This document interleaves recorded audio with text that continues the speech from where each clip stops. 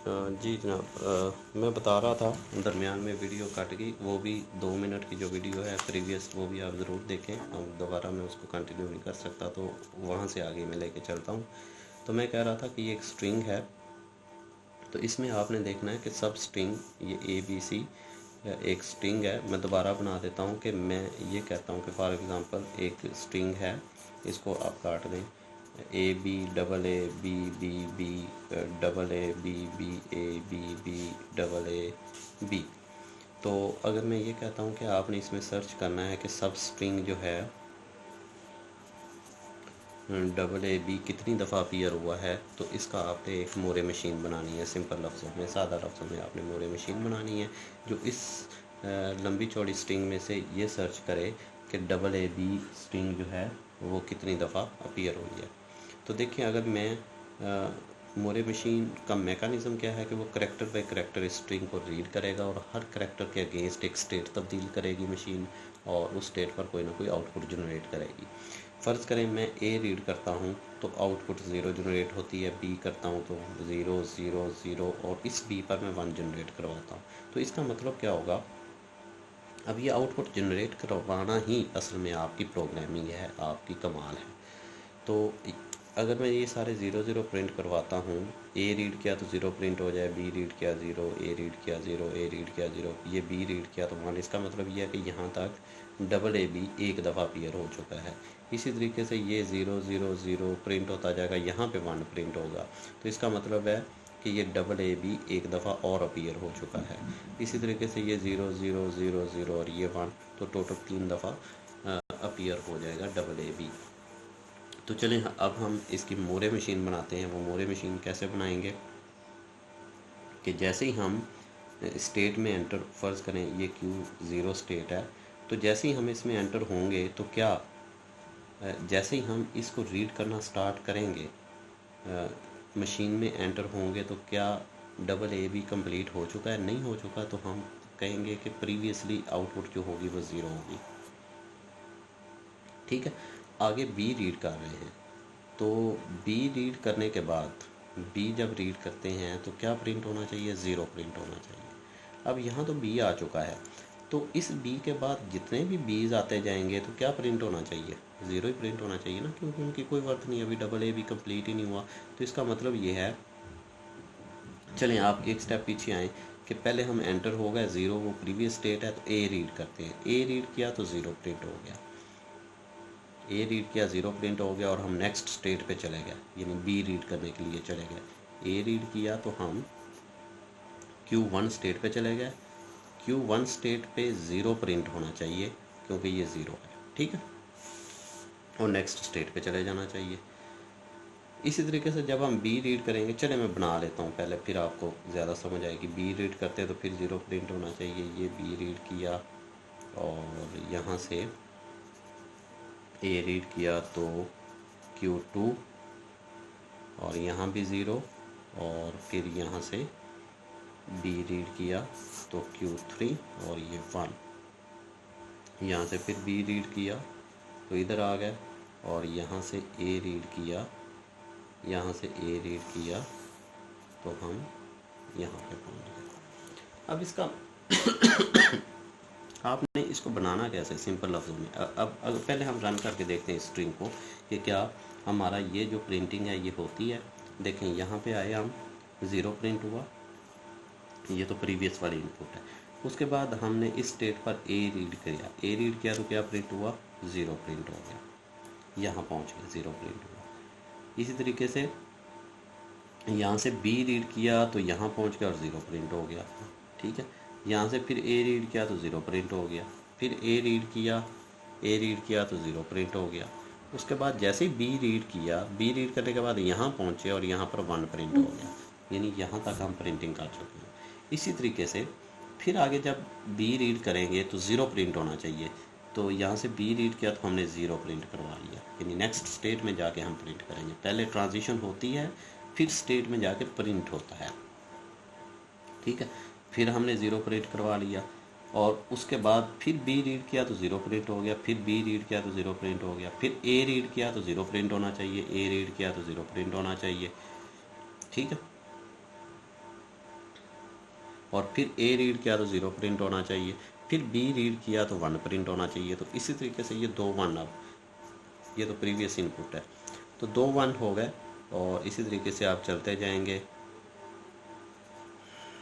तो 3 1 जो है वो जनरेट हो जाएंगे। तो बेसिकली ये आपने मोरे मशीन बनानी कहते हैं, इसका मैं आसान सा तरीका बताता हूँ कि अगर आपको कोई एग्जांपल ये पूछ ली जाए कि आप कोई सब स्ट्रिंग को ट्रेस करें कि वो कितनी दफ़ा अपीयर हुई है, तो आपने एक फाइनाइट ऑटोमेटा बनाना है डबल ए बी को जो एक्सेप्ट करे। मसलन ये देखें ए और बी, यहाँ पर प्लस स्टेट होनी चाहिए ना, जहाँ पर फाइनाइट ऑटोमेटा में प्लस स्टेट होती है वहाँ पर आप 1 जनरेट करवा दें, ठीक है। यानी डबल ए बी, जैसे ही उसको डबल ए बी मिलेगा वहाँ पर वो 1 आउटपुट जनरेट करेगा, बाकी सब स्टेट पर वो 0 आउटपुट जनरेट करेगा। ये तो बात होगी क्लियर। यानी पहले आपने एक डबल ए बी को एक्सेप्ट करवाना है, एक डबल ए और बी को एक्सेप्ट करवाया और जहाँ पर एक्सेप्ट हुआ वहाँ पर आपने 1 जनरेट करवाना है। 1 जनरेट हो गया। अब आपने मिसिंग ट्रांजिशन जो है उनको अकोमोडेट करना है। मिसिंग ट्रांजिशन आपको पता है कि फाइनाइट ऑटोमेटा जो होता है उसमें 2 ट्रांजिशन पूरी होनी चाहिए हर स्टेट से।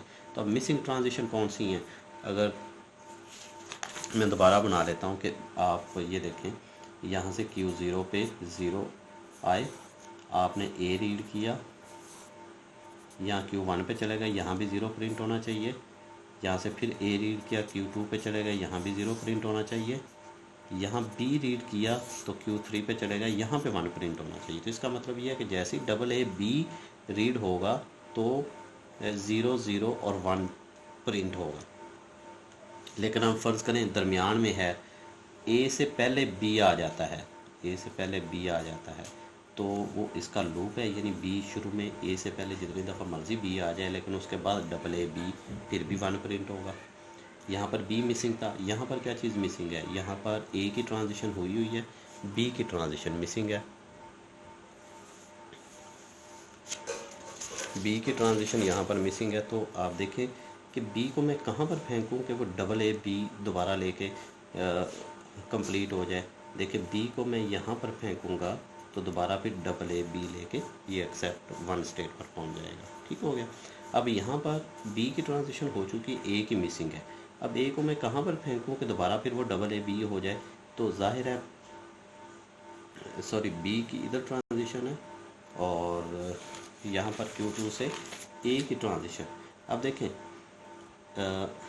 डबल ए, इसके बाद ए जितनी दफ़ा मर्ज़ी आ जाए तो वो डबल ए, ये वाला ए जो है वो डबल ए बी बना के ही रहेगा।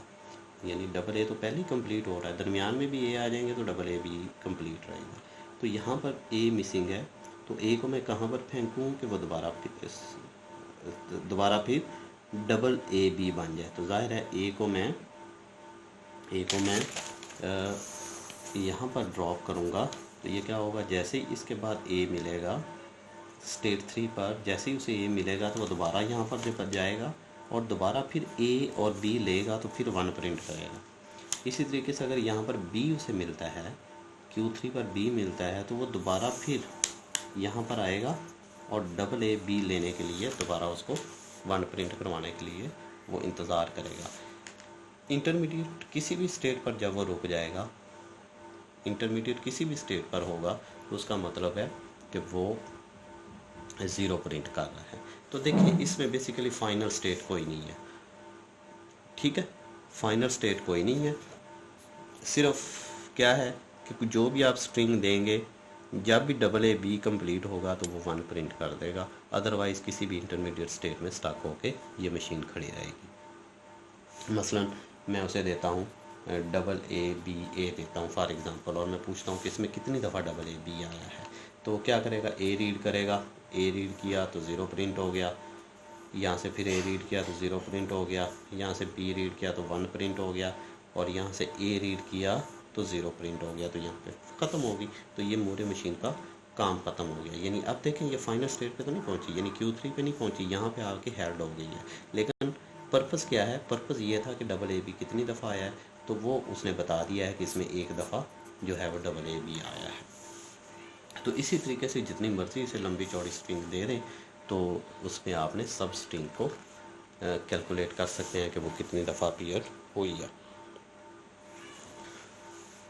अब आपने मुझे याद आ गया कि लास्ट लेक्चर में मैंने आपको असाइनमेंट दी थी, तो आपने इसी वीक के आखिरी लेक्चर में वो असाइनमेंट जो है वो सेंड कर देनी है। इससे ज़्यादा लेट नहीं करनी, आपकी इवैल्यूएशन उसके ऊपर होगी।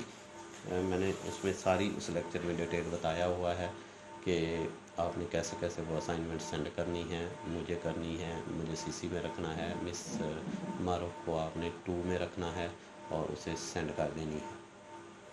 तो चलें, इस एग्ज़ाम्पल के बाद मैं आपको एक होमवर्क देता हूँ। होमवर्क बिल्कुल इसी तरीके से ही है।